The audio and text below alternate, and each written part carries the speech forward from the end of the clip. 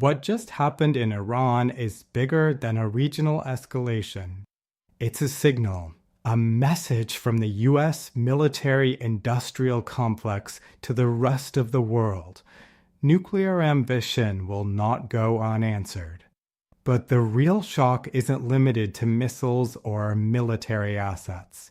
It's monetary, it's trade-related, and it's global. Let's start with the basics. The United States executed coordinated airstrikes targeting Iran's key nuclear infrastructure, Fordow, Natanz, and Isfahan. These aren't symbolic targets.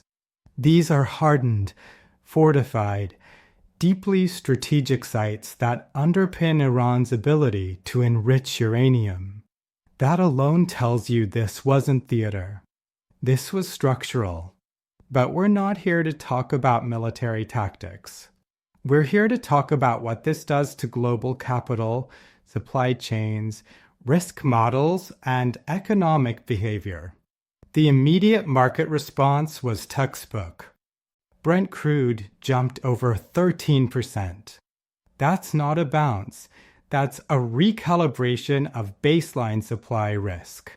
And when energy costs spike like that, they bleed into everything: shipping, agriculture, logistics, manufacturing, discretionary spending. It puts pressure on inflation indexes globally. Meanwhile, equity slid. Not in a panic, but with surgical clarity. Futures went red. The VIX spiked back above 20, the level where institutions begin hedging real downside. What that tells us is simple. This isn't a blip. It's the start of a new volatility regime. Now, let's talk about the Federal Powell and Company are trapped. Rate cut projections for Q3 and Q4 were already suspect. Now, almost irrelevant. You can't cut rates into a commodity price shock driven by kinetic warfare. It doesn't matter if core PCE looks tamed.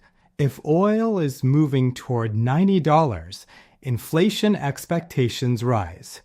Rate cuts now risk lighting the match on another consumer price spiral. Then there's the geopolitical domino effect. Iran has several options.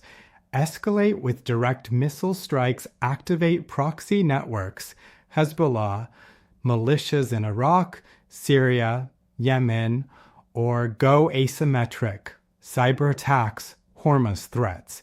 Oil choke points the Strait of Hormuz matters because 20% of the world's oil passes through it. If Iran so much as blocks it for 48 hours, you're not just looking at oil at $100, you're looking at maritime insurance surges, redirected freight routes, and regional military deployments.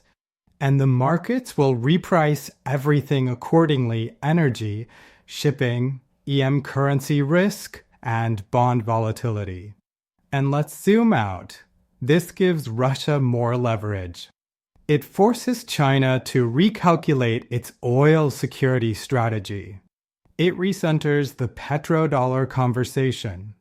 And it drags emerging markets back into stress territory, especially those that import fuel and rely on foreign capital inflows. India's rupee already broke 86 Indian rupees to the dollar. That's the beginning of currency pain. Watch for BP crises in smaller EMs within weeks if this drags on. Capital controls, FX intervention, rising dollar strength, all of it's back in play.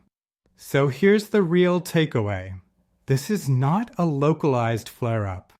This is a capital market disruption event disguised as geopolitics. It resets rate expectations, currency dynamics, energy flows, and portfolio construction models.